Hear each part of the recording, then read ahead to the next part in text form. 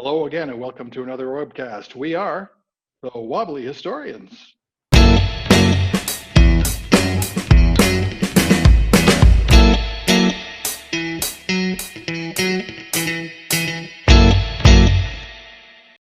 Hi guys, John Cannon here along with Mark Prue, Mark Zelke, and Phil Craig. And we are your guides and historians with Liberation Tours Canada, Canada's premier battlefield tour company. And we invite you at the end of this webcast to go and check us out at liberationtours.ca. You'll see all the great tours we have to offer, and you can also see our individual bios. Right, let's jump right in. We're going to go back to 1944, and now it's the fall of 1944. The Canadians landed on D-Day a few months earlier. They've been fighting up the coast of France. They've moved into Belgium, and now we're in the upper left northwest corner of Belgium, right on the border with the Netherlands, or Holland, as most of you would know it. And I'm going to kick it right over to Mark Zelke. Thank you, John. So we're going to focus today, as John said, on the basically the beginning of the Scheldt Estuary battle. And so we're looking at September, October 1944. And as you'll remember from the webinar last time, which was focused on Arnhem, after the British 30th Corps liberated Antwerp, Bernard Montgomery called them back and took them away from Antwerp to be involved in Operation Market Garden. This leaves the Scheldt Estuary, that 80-kilometer long body of water that connects Antwerp to the sea, in German hands. And Antwerp is the biggest port in Europe, and it's undamaged, and the Allies want that port very badly. But because Monty has basically run off into the woods to go chasing off to Arnhem, the Canadians are left having to do the job. And they're not given a heck of a lot of time or resources in which to do so, because they're also at this point trying to clear the Channel ports and advance up the coast of France and Belgium, and they've got Calais, and they've got Boulogne, and they've got Le Havre, Dunkirk, Dieppe, all to clear in an attempt to get a workable port. So it's a really difficult job. 3rd Division is left behind to do the ports. 2nd Division moves up to Antwerp to cover what they do have, which is the port in Antwerp, and to try and start working into the major port facilities north of the town across the Albert Canal. Yeah, the Albert Canal. And so they're engaged in that. 4th Canadian Armored Division is then the only division available to come up to start actually trying to clear the Scheldt Estuary by getting into the southern part and clearing that. So that's where we're Mark, at. If I could throw in a question Please here do. for you, just so that people get a general idea in terms of the manning power of our divisions, of our regiments. Are they under strength, over strength? How are they? They're very under strength. Normally, 4th Armored Division would be about 14,000 strong. To give you an example, we'll be talking about the Algonquin Regiment in very short order. They should number about 850 men. They're 360 strong. And actually, I'll kick that back to you, Phil, because you know why they're that week, and you maybe can just give us a really brief overview of Worthington Force and what happened there. Well, Worthington Force got hit very badly back in Falaise. There's actually a couple of questions and one of them I want to get into, because as we go into this discussion about what happens to Worthington Force, again comes the question. Where was the leadership? What was the issue? What was it that caused Worthington Force in Falaise to take the wrong hill and take the casualties they did? And what was it in this upcoming battle, as Mark will discuss? What was it that again caused them to be in a situation that caused them to take unacceptable, I think is the only word to use, casualties? And an unacceptable risk, as we'll look at. Yeah, and so just to go back and generally reply to Mark's question, we've come a long way from D-Day in terms of kilometerage. I think we're about 600 kilometers, if I'm correct. north of where we came ashore. We have supplies are difficult. We need the deep port. We need Antwerp. We're spending something like 4 gallons of gas to deliver every gallon of gas to the front. The men are tired. They've come a long way. Was there anything else in detail that you wanted from No, me? I think that covers Okay. things nicely. Thank you. So the area that they're coming into is going to be very quickly dubbed the Breskens Pocket, and it draws its name from the small town port of Breskens at the mouth of the Scheldt estuary. And if you look at it, the map there, you'll see it's a very small patch of ground. It's bordered by the North Sea on the one side, the Scheldt estuary to the north, the Brackman Inlet to the east, and the derivation de canal, the canal de derivation, I can never say this right, and Derivation. derivation de canal, and the Leopold Canal, which run side by side until they get down to a village called Moorkirky. And at that point, the Leopold Canal doglegs off in a northeasterly direction, and the other one, the derivation, carries on a straight line. Those two canals both flow from inland to the sea because they're draining the respective areas of Belgium for farm use, and that's the reason they exist. They've both been in existence for up to around 100 years. And so that's kind of what we're looking at as an area. It's pretty small, but on September 13th, as the 4th Division is closing in, our intelligence is telling us that there's 100,000 Germans, mainly of the 15th Army, inside that area. And they are all trying to get to Breskens, where they have set up a ferry operation running across the 3-mile wide estuary at its mouth to the port of Vlissingen on Walcheren Island. And so that's where we're sort of looking at.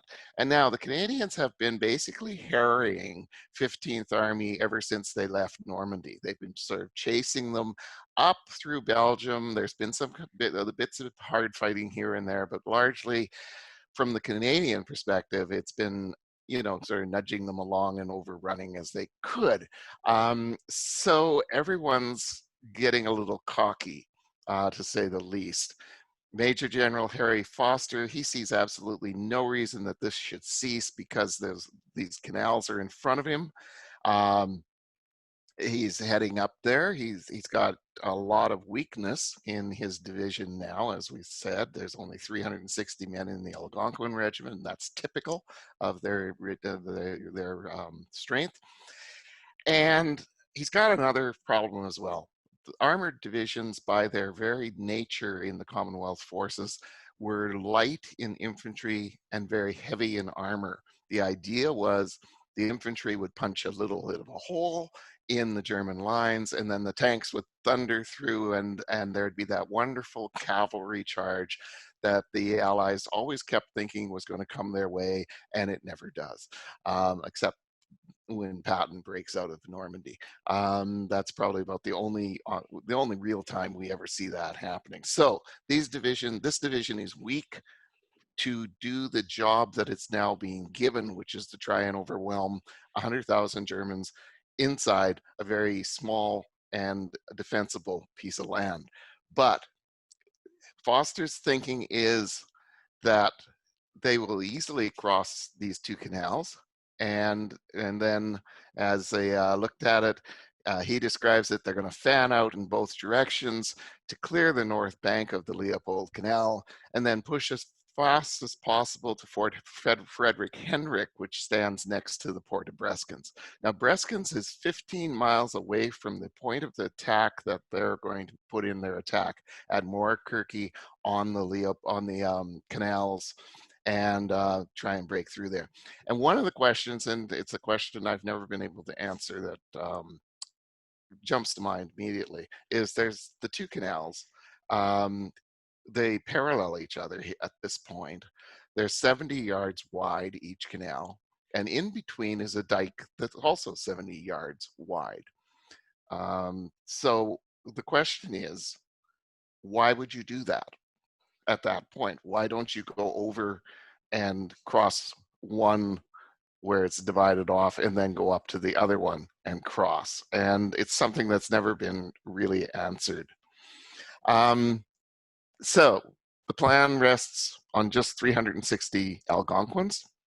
Now, this is a regiment that hails from the Ontario's Canadian Shield country, towns like Timmins, Huntsville, and Schumacher. A lot of these guys are miners in what they did. There's a lot of Finns, a lot of ethnic Canadians, a fair number of First Nations.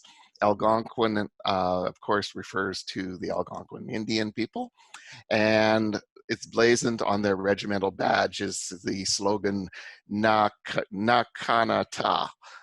we lead, others follow. They're a very proud regiment, very strong reputation built in World War I, good reputation being built here in World War II.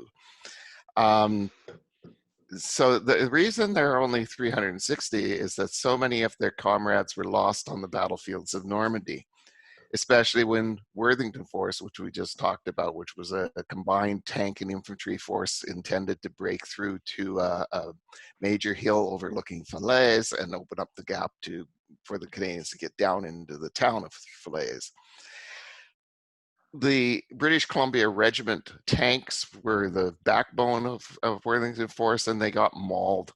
They get off track, they end up on the wrong hill, and the Germans counterattack with great ferocity. For the Algonquins, this resulted in 45 men killed, another 45 taken prisoner, and 38 also wounded. Worthington Force is a story I would definitely want to return to another day.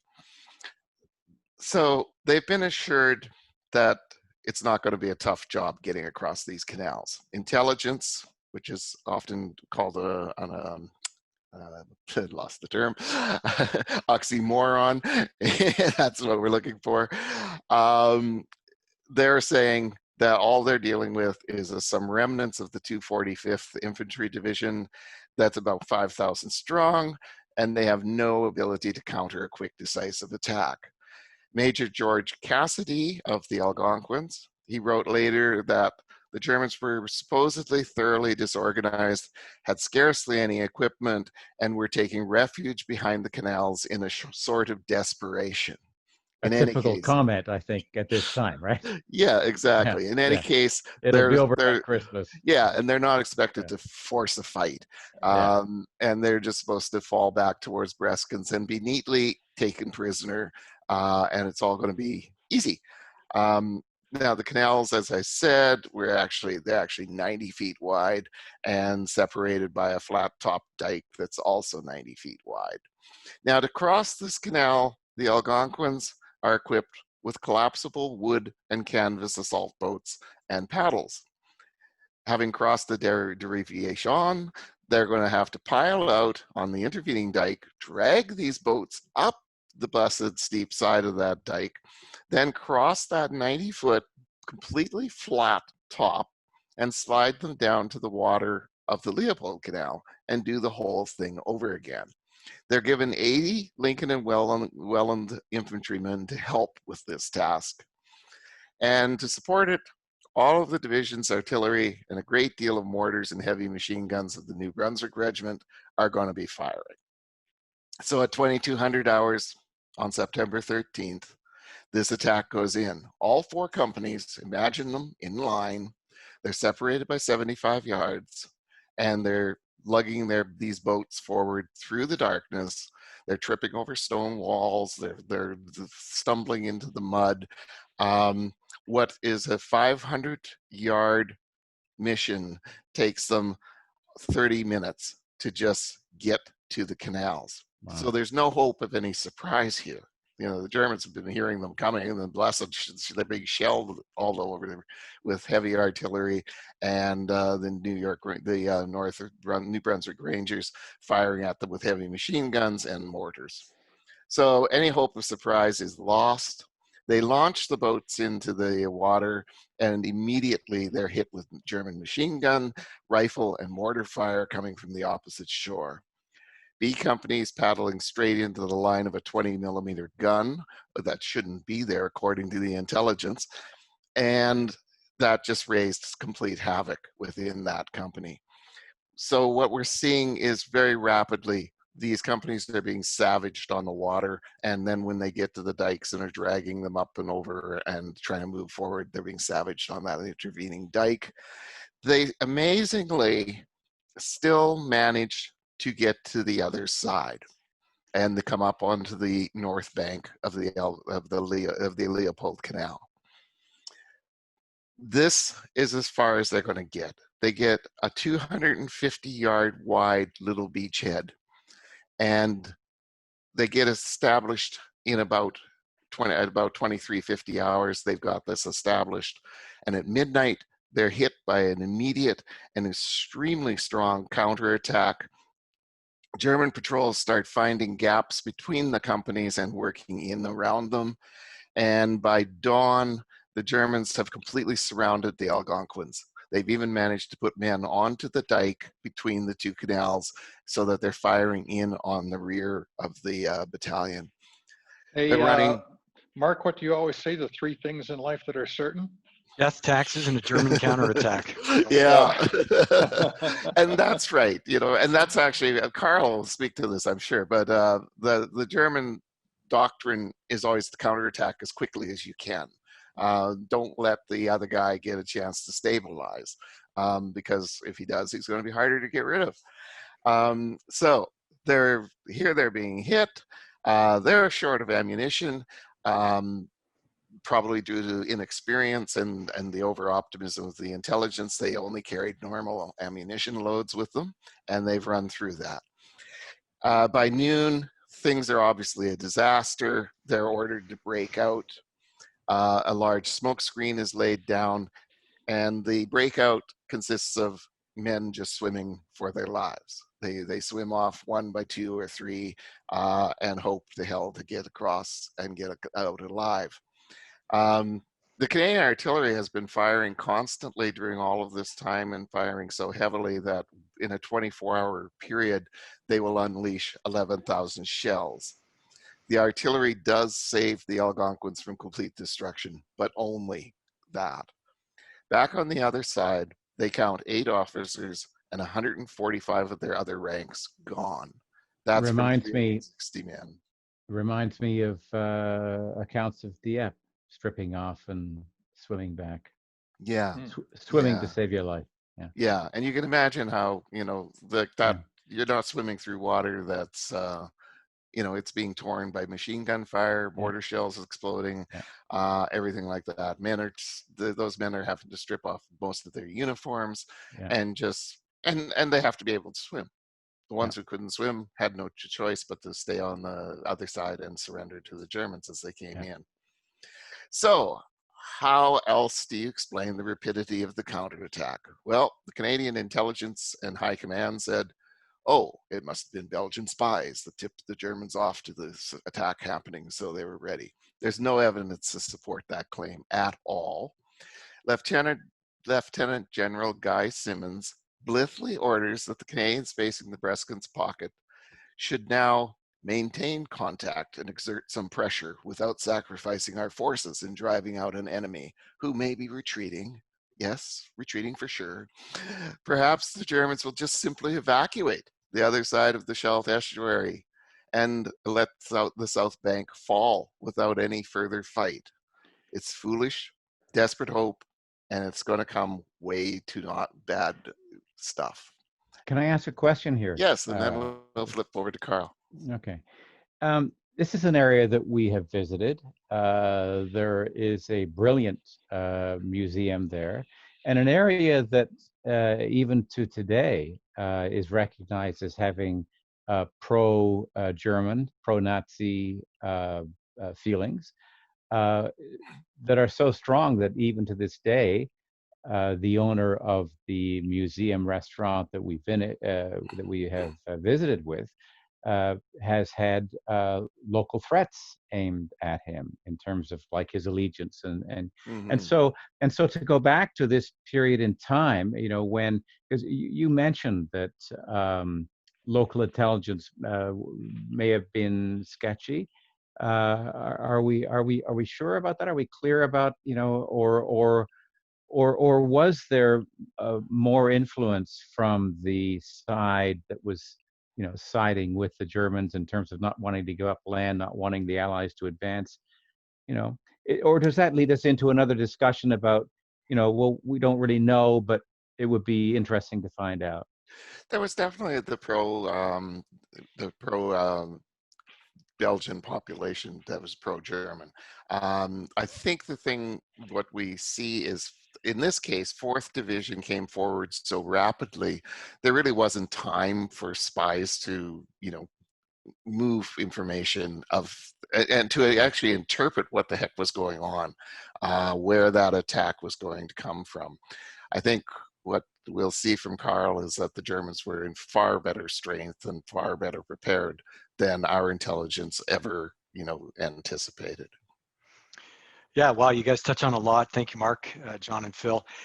Just to pick up on your comment, Phil, and Mark, I do have an anecdote that I think might lend some credence to Phil's comment about some sympathies with the German forces, maybe some pro-German, attitudes. And that's the fact that the Canadian Battalion HQ was shelled highly accurately and shelled out twice. So they're thinking that there was a radio set in action there. Now, is that a concerted espionage effort, or is that just a sympathetic radio operator saying, yeah, Battalion HQ over in Muirkirka is right there, and it was shelled out accurately twice. So, is that proof? Probably not, but I think it lends credence to some of what Phil mentioned in terms of the pro-German attitudes. That's a good point. Which I want to go continues back to today. Yeah. And to your point, Phil, and it's nice to have that connection between today and back then. You're almost seeing that parallel timeline, right? So that was interesting. I want to go way back, not too far back, but I just want to insert a little nugget here for some thought. So we think about the 15th Army, and the Canadians have been largely chasing them up the coast. And then I go way far back and I look at Operation Fortitude. And this is a real thinly dotted line. But the whole point of Op Fortitude was to maintain a large German force, thinking that the invasion would come at the Pas de Calais, and largely hold those forces to the north. Yes, I realized the focus was on Normandy, getting a beachhead, starting to drive inland, but in effect, all you did was, house a massive force that would have constantly delayed you as you moved forward to the north. So it was inevitable that you were going to encounter a large force, either on the beach, which was less desirable, or as you started to move and clear the Low Countries, Belgium, things like that. So that's just an anecdote. When you guys were talking, I thought, maybe there's some credence there, and be interesting to know if Allied Command had considered, well, eventually we're going to have to fight these guys, but they'll be in a reduced state, not quite as what Simmons thought they would be, but reduced nonetheless. So the German situation clearly, as Mark Zulke alluded to, is not as desperate as the Canadians would like to think. And it starts at the very top. So the area that we're talking about, the defense is largely controlled by the 64th Infantry Division. Now, again, these are heady terms. Infantry Division, we think 14,000 men and vehicles and all this.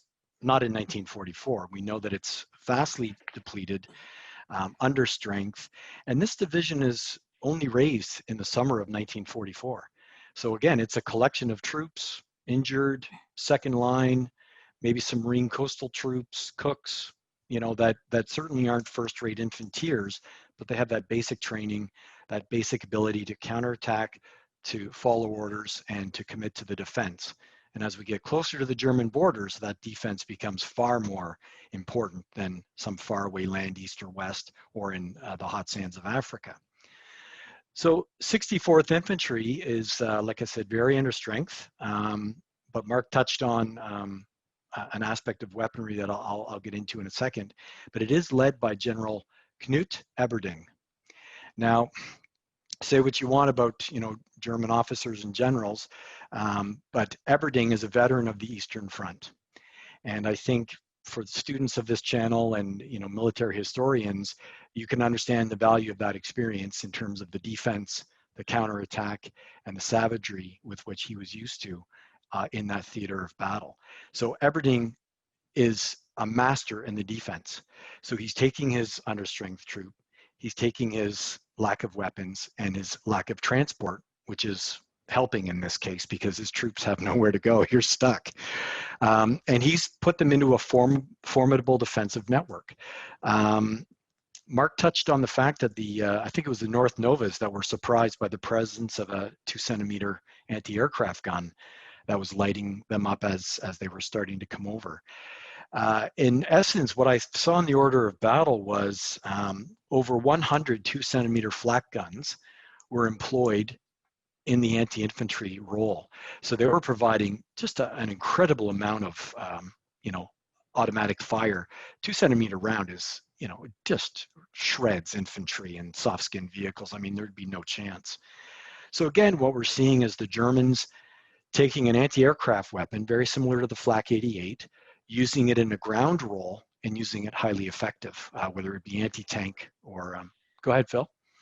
Yeah, just a question, because I'm always amazed at the defenses that were put up by the Germans at this time in the war, when the question on the Allied side was, when will they quit? And I think, we've hit on a couple of things.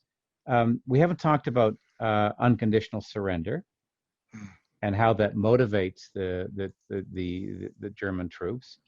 The closeness, or the closer they come to their own supply lines, and the shorter those supply lines are, the more resolute that defense can be. And there was another question, which I think, as you answered, or respond to what I've just said, I'm sure will come back into my mind, although maybe not, because we are wobbly historians. But there was one in terms of the determination of the Germans to defend their homeland as they're getting closer, and I think this reflects back to some of the concepts that could be thrown at the Battle of Britain, et cetera, earlier in the war. So just wanted to throw them your way. That's great context, and I would like to reference, before I talk too much, I think the visuals are important. So I would like to reference kind of an overview map that shows the positions that both Mark and I talked about. This map is from the German perspective. It's an actual map that I own, and it's quite large, but it focuses, and you get a real sense of where you see the 64th Infantry Division, and that's in the lower left-hand corner of the map. You can see that blue dotted line, the 64 obviously representing the divisional number. And then Mark has touched on a number of other areas to the north, Walcheren Island, the Scheldt Estuary. You can see Antwerp farther to the middle bottom portion of the map. And then you see that preponderance of blue showing 15th Army Group headquarters, 15th Army headquarters, and all the divisions and corps that are really bottled up into that area. They may be tired, they may be second-rate troops, they may be ill-supplied, they may be 100 other things, but they don't lack motivation, and they certainly don't lack the tenacity to fight and to organize that defense. So, that map gives you, an appreciation of the 10,000 foot level of the battle. And Carl, just to ask you, do you think part of that motivation comes from the determination of the Allies to say unconditional surrender? It's a good question. I don't know how much of that would trickle down to the individual infantry and grenadier on the battlefield.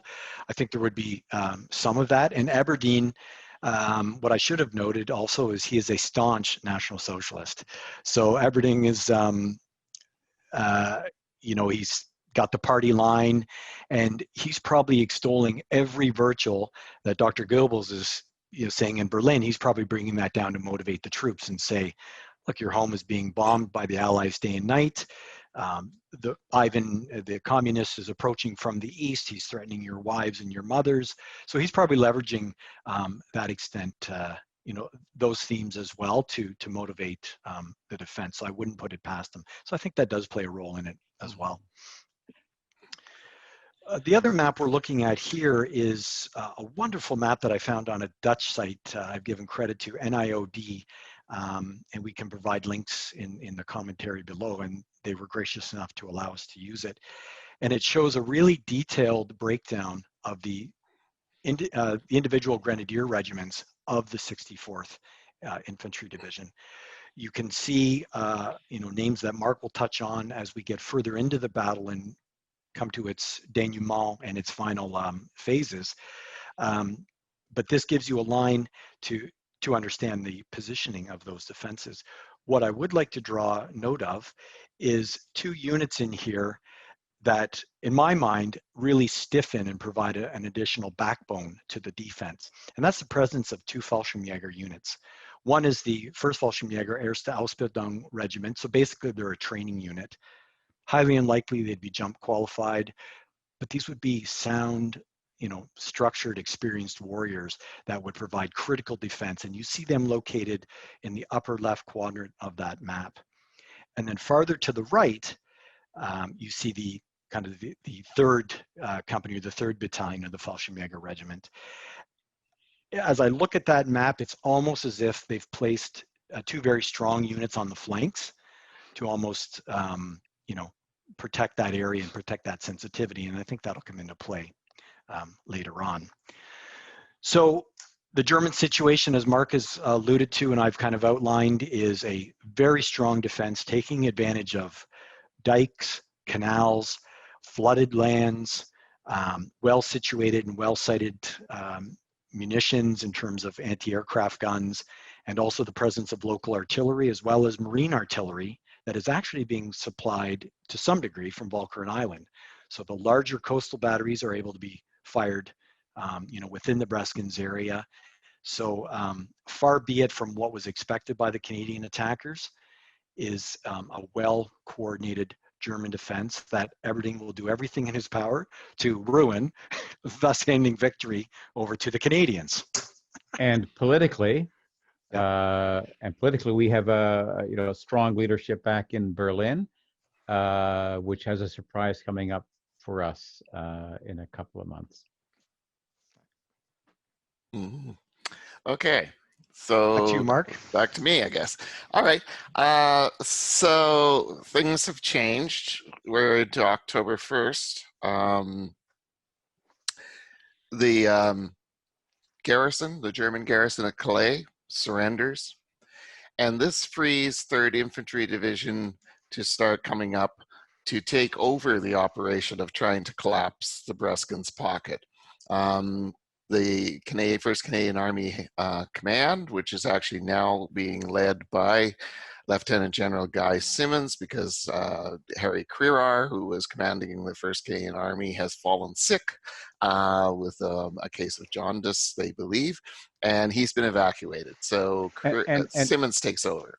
And if I can ask, Mark, how, when you talk about the division being freed up, how many men is this? Because I'm doing research right now in terms of Civil War battles and looking at McClellan's understandings of how many were facing him in the Peninsula Campaign. So how many men are we talking about being freed up here? You should be talking about 18,000 men, but again, 3rd Infantry Division has, remember, they're the ones who actually led the Canadians ashore at Juno Beach. They've been pretty much in constant fighting since June 6, 1944, and it's now October 1st, 1944. They're weak. They probably are numbering about 15,000 men at this point, but keep in mind, the infantry regiments, which are the teeth of this division, are much weaker than the tail behind them, which is required. We have this situation where, you're looking at least 3 men in the rear to supply the materiel that 1 infantry soldier needs at the front. So that infantry is still a very weak and battered and run-down group. The the high quality veterans that came ashore on June 6, 1944, many of them have been killed, wounded, or fallen ill and had to be taken out of the line. At this point, we're actually starting to raid the back to bring people forward. So shoemakers, cooks, drivers are being handed a rifle and said, "You're now infantry," which they would have trained for back in 1939. Yeah. You know, and so Yeah. it's been years since a Yeah. lot of these guys have handled them. We also have reinforcements coming in. They're young, they're inexperienced, they aren't that well trained either, because we're funneling people forward so fast. I remember Chick Goodman, who was a private in the South Saskatchewan, South Saskatchewan Regiment, saying to me that, you know, this young guy came into the line and they're crawling along a trench, and behind, Chick looks over his shoulder, and the young guy behind him has a Sten gun in his hands, and the safety's off and the bolt's pulled back and it's pointing at Chick's butt. And you know, he just thinks, you know, I'm going to get killed having this young kid with me. And which is kind of funny, because Chick himself he lied about his age, and he turned 16 when he was walking down Verrier Ridge into the battle in Normandy. So that's kind of where you're at. Simmons, being a pretty brilliant general, he's now decided that, you know, crossing 2 canals at once is not a very good idea. So he's moved it over. The derivation has been rendered moot because it runs off in the other direction. The Germans aren't anywhere near it. So we move over to just crossing the Leopold Canal. And he's got an operation he's put together called Operation Switchback. And what it's going to, in Switchback, 7th Brigade is going to force the crossing over the canal. 8th Brigade will then come into that bridgehead and start working out from there. And meanwhile, 9th Brigade will cross the Brackman Inlet from Turnhusen to a town called Hoofdplaat, and outflank the Germans from behind. It's a pretty good plan if everything goes right, but we know how things often go. Facing the Canadians, yet again, are the now estimated to be 7,000 troops of the 64th Infantry Division. But they're basically, Allied intelligence also has to confess, they have absolutely no idea what the strength of the German artillery and coastal defenses are. So possibly, or what battle groups might actually be wandering around waiting in the background to come forward. So everyone's a little bit worried. We think in the aftermath of intelligence reports, it's actually estimated that there was in fact 15,000 troops in the pocket. Their backs are to the walls, and they're also under orders from Hitler to fight to the death defending the Breskens pocket. So one thing they know is the terrain of the pocket. It's completely flat. There's a network of minor canals and ditches, numerous permanently flooded areas that the Germans have created by blowing dikes. And it's all crisscrossed by dikes, which mostly carry the roads or tracks on top of them. If you want to move anywhere, you've got to move along a dike, and your vehicles and tanks are all going to be exposed to any Germans that are dug in. So very, very difficult land. Very open, there's no cover, and all the church towers and buildings that are around provide good viewpoints for any kind of German observation points. So they've acknowledged that it's a tough nut to crack at this point. Learning from the Algonquin experience, they bring forward a huge amount of artillery. 144 24-pounders, 128 medium guns, 55 heavy 7.2-inch guns that can fire a 200-pound round for 10 miles. And they're to support each and every phase of Switchback. Now, despite this preponderance of guns, Simmons and his staff also realize they have to help 7th Brigade's opening attack. The German fortifications they know are now on the other side of the Leopold Canal are certainly there. The Germans are certainly dug into the reverse slope of the dikes. And there's no way that artillery fire is really going to be that effective against where the Germans are dug in. So what's the fire support you're going to bring forward? They bring in 27 WASP Mark II flamethrowers. These are a Bren carrier that is mounted up with a flamethrower. They have an effective range of 120 to 140 yards, so they can easily project enough of a stream of flame across the canal to do the job, and that's what they are aimed at. Flamethrower specialist that I met years ago, George Bannerman, considered the German fortifications as ideally suited here to what being subjected to what the WASP operators called the Golden Rain. Now, WASP fired at a maximum elevation in the direction of the enemy.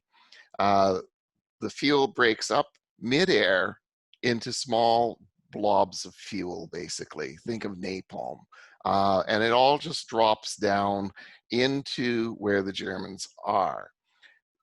Anyone who's touched by one of these blobs, it's going to burn right through them because it's basically kind of a form of...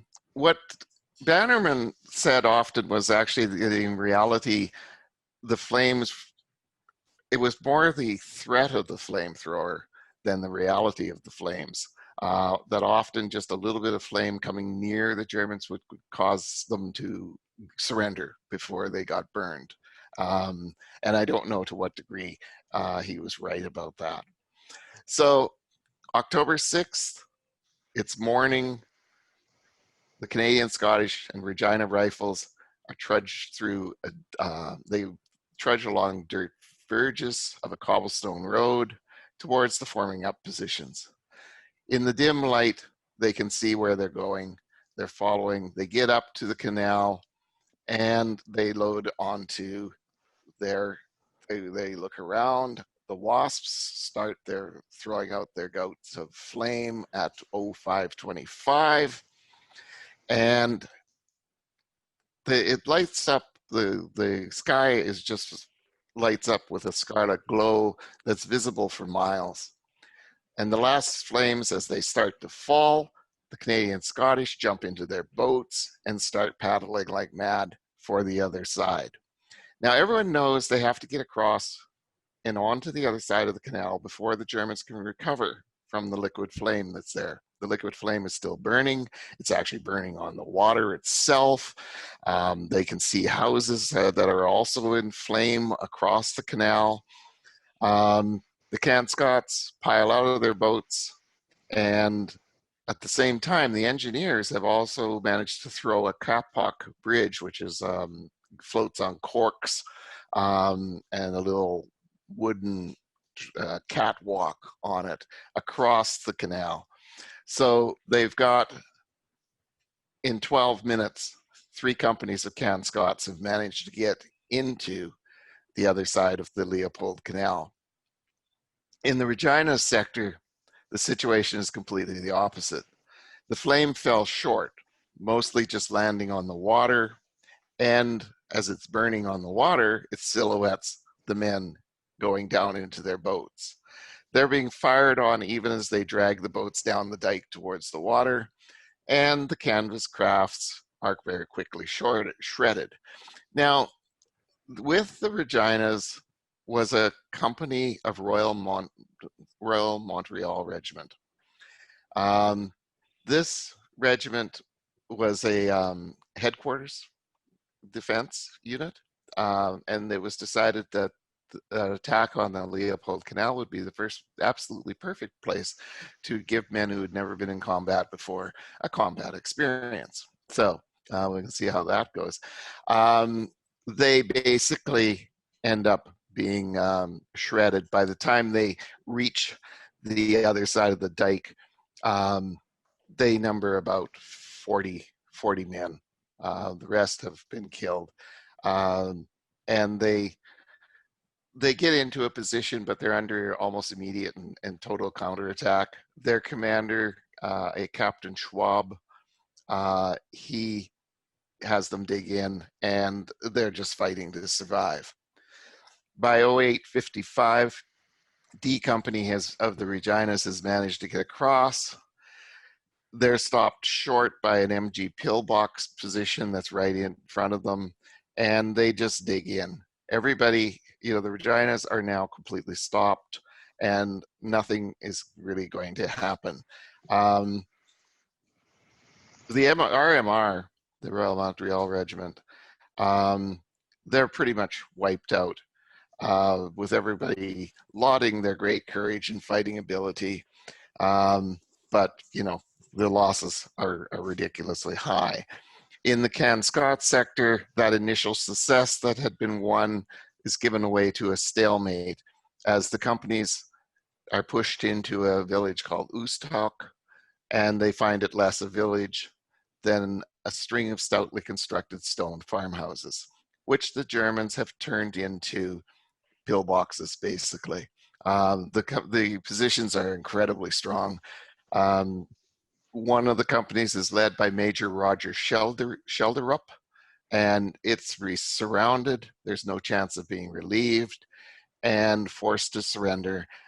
His 105 men are now cut down to 35 to 40 men, and they surrender.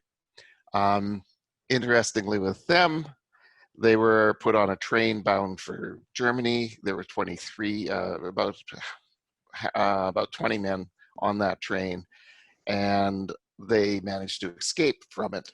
And Schelderup and another man managed to reach friendly lines after being on the run for 75 days. Now, early on October 7th, we get to the denouement of this tragic tale when the Royal Winnipeg Rifles attempt to retrieve the situation. They cross the canal, they enter Oosthoek, they're locked in deadly close quarters fighting, and gradually, despite heavy casualties, the remnants of the 7th Brigade are able to establish a line that will hold. But it's what one soldier describes as a literal hell. The fighting is so close that in the Cairns-Scots line that they're killing Germans with commando knives in hand-to-hand battle. As the Germans pull back, they smother the bridgehead with shells and machine gun fire and shells from those coastal guns that Carl mentioned. And as Lieutenant Bob Gray of the Reginas said, trust the Germans to have guns which could fire in any direction no matter where they were placed.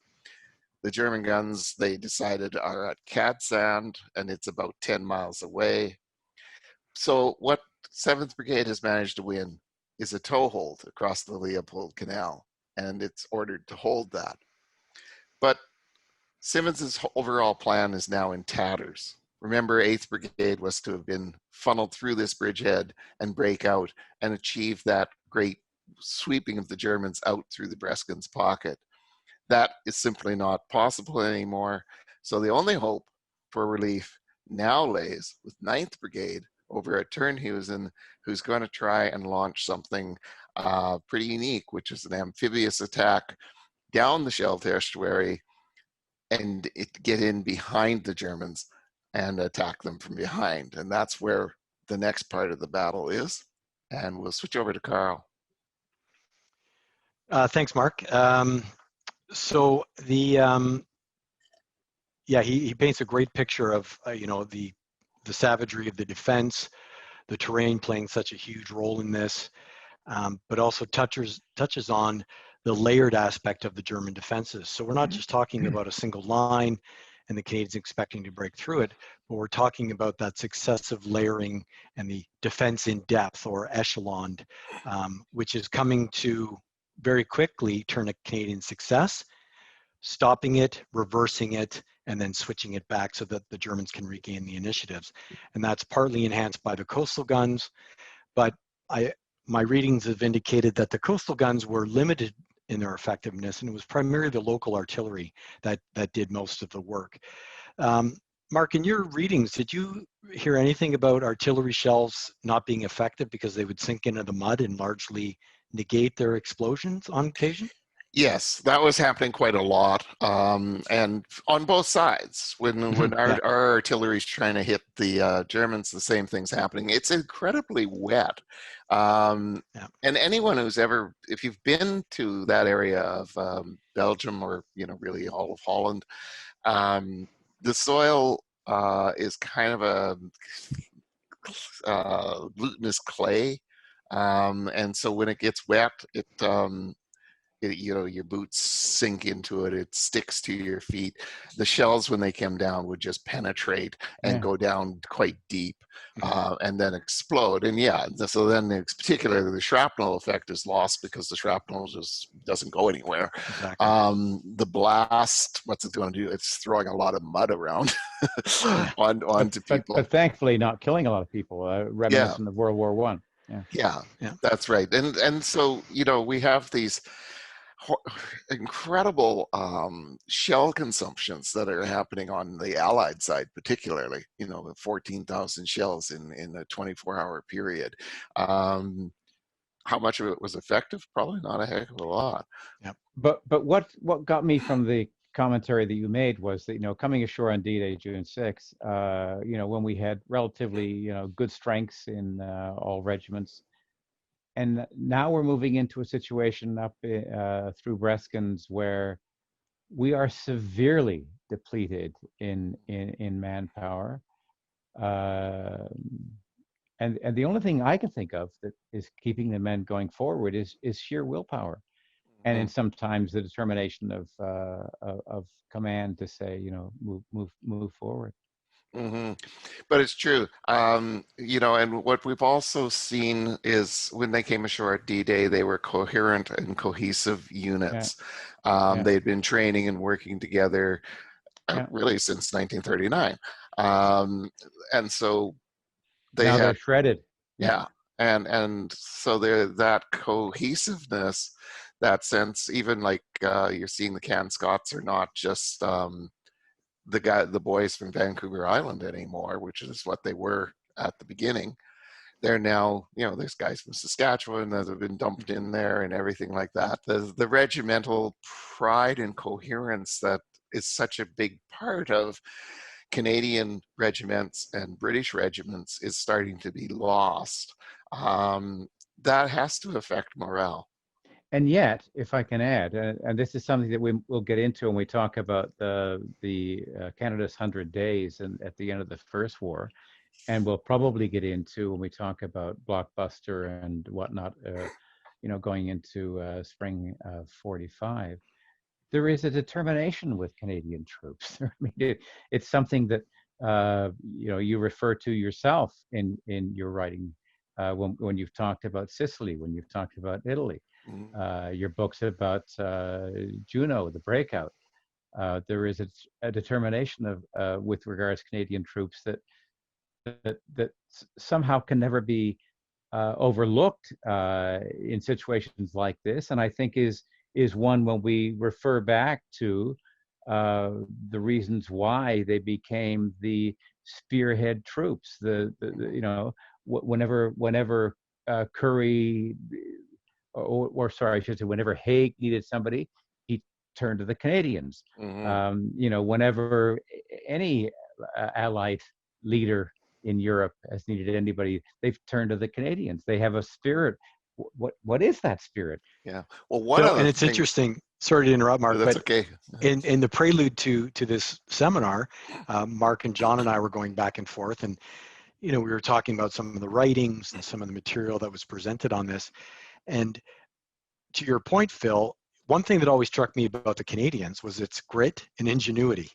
And then when Mark, a man of his stature and expertise, gave me the thumbs up on that comment, I was like, okay, I'm onto something there, because that's what strikes me all through this campaign, from the beaches of Normandy all the way up to the end of the battles in Holland, or in the Netherlands.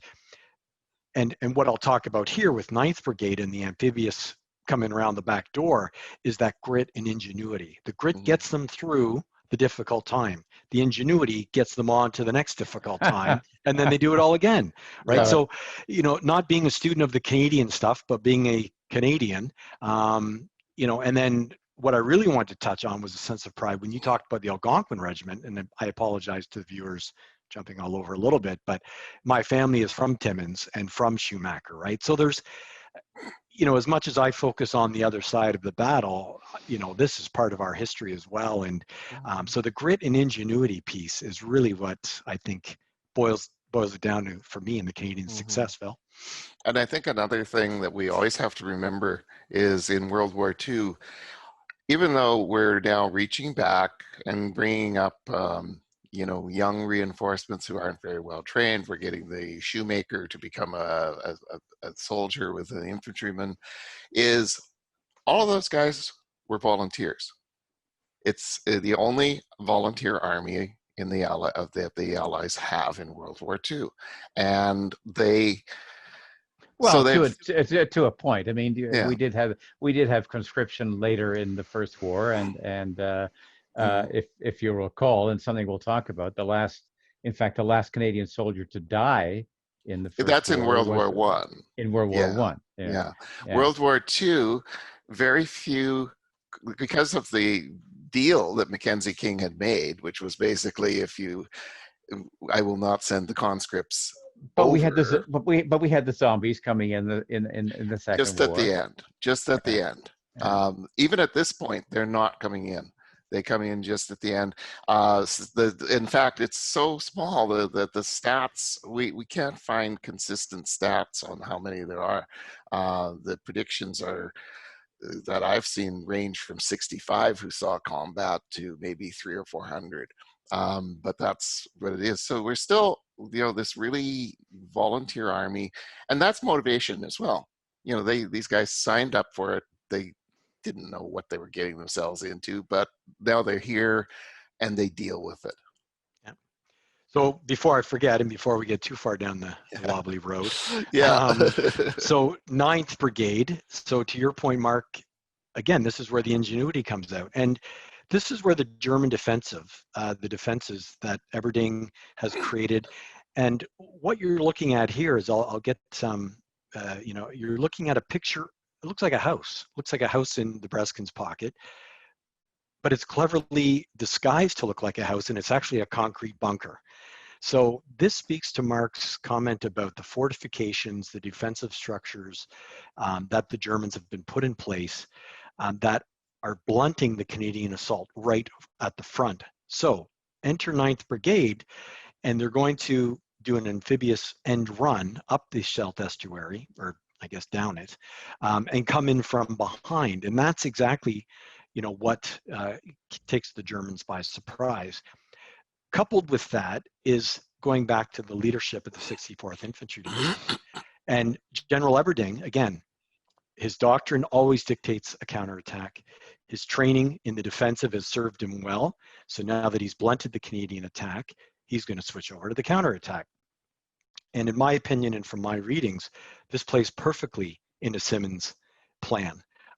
Because Simmons' plan wasn't working, so let's get Everding to do it for us, thereby now switching the initiative to the Germans, and they're falling prey to the same types of counter battery fire, machine gun fire, all of the other things that they were suffering from is now affecting the Germans. So I think, that's obviously the turning point in this entire thing that hands it right back over to the Canadians.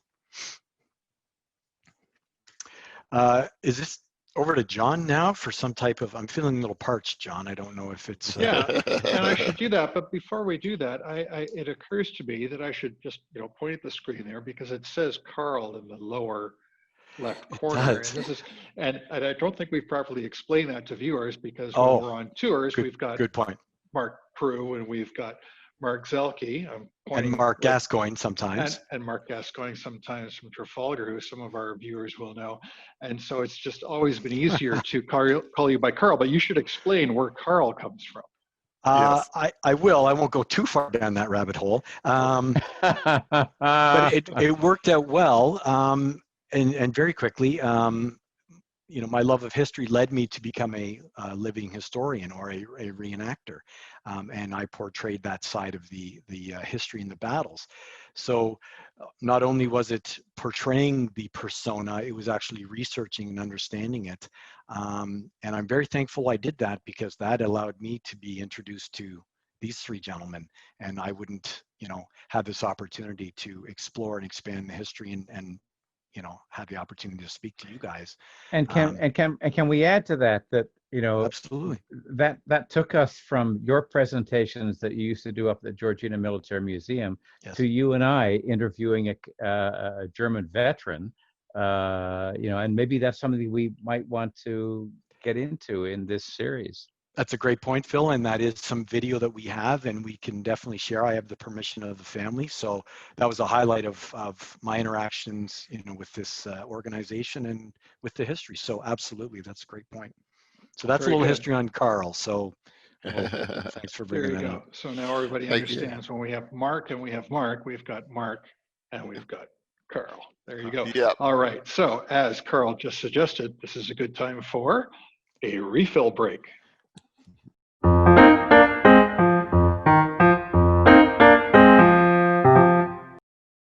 Okay, so as we remember, the night of October 7th, 9th, and 8th, 7th Brigade becomes pinned down on the north shore of the Leopold Canal, and that's where they're stuck. They're being counterattacked by the Germans again and again and again and again. So they're roped off, basically.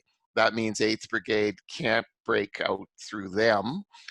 But the next card we've got in our little sleeve is 9th Brigade carrying out the amphibious operation from Ternhuisen, crossing the Brackman Inlet, and then coming down the Scheldt estuary to land in front of a village called Hoofdplaat. And it's a really brilliant idea. And it goes to the ingenuity that Carl spoke of, because 3rd Division will emerge from the Scheldt estuary campaign with the nickname the Water Rats. But up to this point, their only experience of amphibious landings has been at D-Day with LCAs and landing craft that we all are familiar with from the D-Day footage. They are introduced now to an entirely new suite of amphibious vessels. The Buffaloes. And the the other one I can never remember what it's called. Terrapins, which are a bit larger. So they get an armada of 100 Buffaloes, 40 Terrapins, and they spend about 3 or 4 days learning how to run these things. They don't have to actually drive them. That's done by Royal Engineers that are assigned to these units from the British Army. But they have to know how to load onto them, get on them quickly, get off of them quickly. And they do all that learning in a canal at Ghent. So they quickly understand this is how it all works. Then on the night of October 7th, the amphibians all sail up that canal from Ghent to Ternhuisen, which is a minor port for the Belgians. Actually, I guess it's a Dutch port because it's on that across the border. And the Highland Light Infantry and North Nova Scotia Highlanders board these craft, and they sail for 20 miles along the. Well, the 20 miles is from Ghent to Ternhuisen that they go. They're now.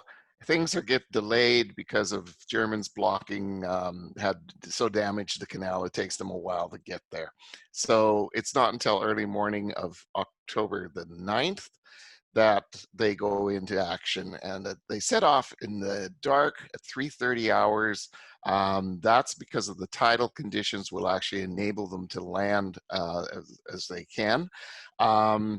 They initially thought there's quite a lot of marsh that runs down from the Hoofdplaat area into the Scheldt estuary. And the Canadians engineers thought that it was going to be a disaster because we're going to have to unload these guys into the marshes and they would have to walk across.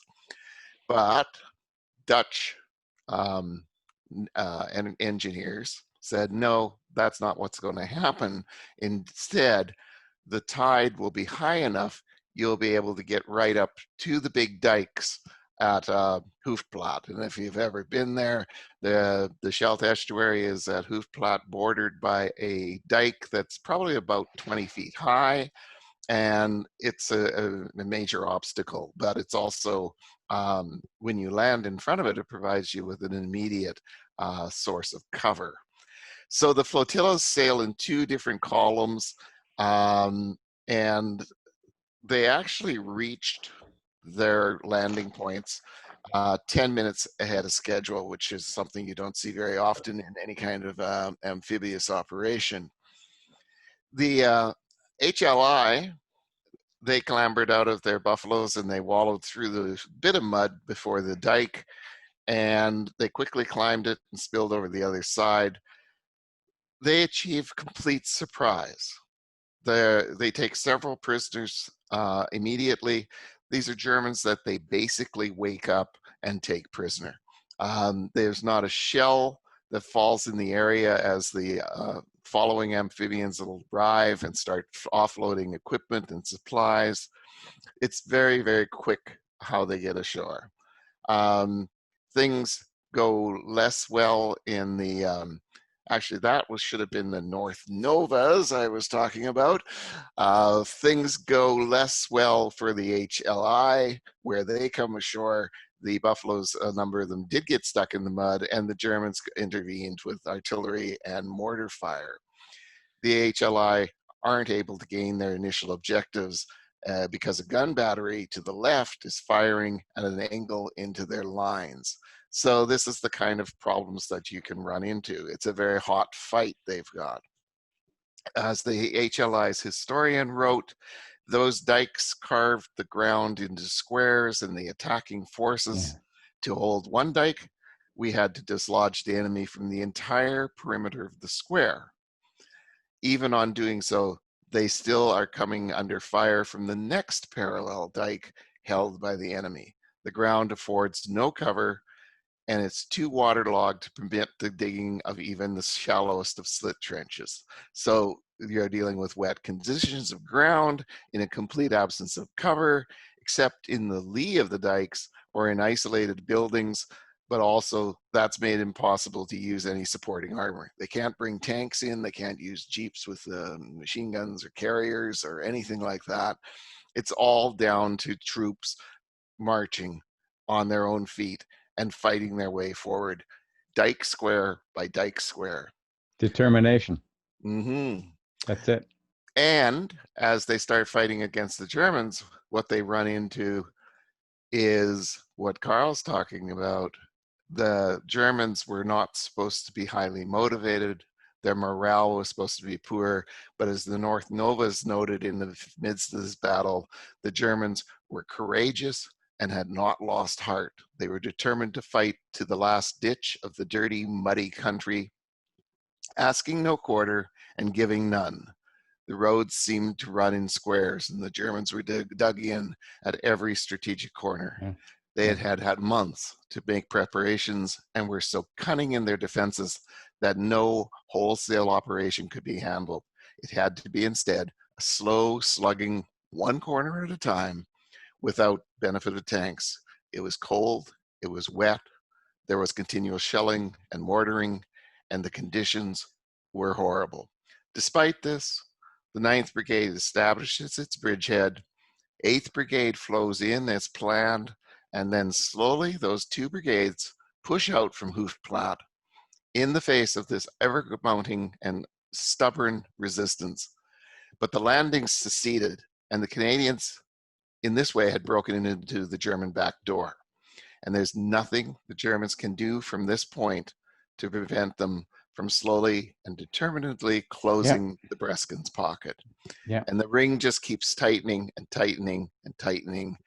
And all of this fighting had gone on to such extent, but by the time it's over, as I've said, 3rd Division is known as the Water Rats, They also, and third Division intelligence staff noted this grudgingly, the German division they had fought here were the best we have met. And they were talking about all the divisions they fought in Normandy. Yeah. And they take 12,707 prisoners, and they're never able to tally how many Germans are killed. Only a few hundred wounded Germans are successfully evacuated to Walcheren. Canadian casualties in Bresken Pocket are 2,077, 314 dying, and another 231 are listed as missing and presumed dead. At 0950 hours on November 2nd, someone noted in the 3rd Divisional's operation log, Operation Switchback, now complete. And in the margins, some wag wrote, "Thank God." And with that, I'll turn over to Carl. Yeah, so again, the forward-facing defenses of the 64th, as Mark alluded to in the regimental war diaries, also confirm tremendous defense, great preparation, very immobile. And I think that's what ultimately led to the demise and the inability to pivot, to retreat. They had no means of mobility. They had no means of retreat, nor were they allowed to. As I had mentioned, Everding was a staunch National Socialist. The Fuhrer had already declared the area would be held to the last man, the last bullet. So there was no retreat for these soldiers. And let's remember that we're post-July 20, 1944, the attempt on Hitler's life.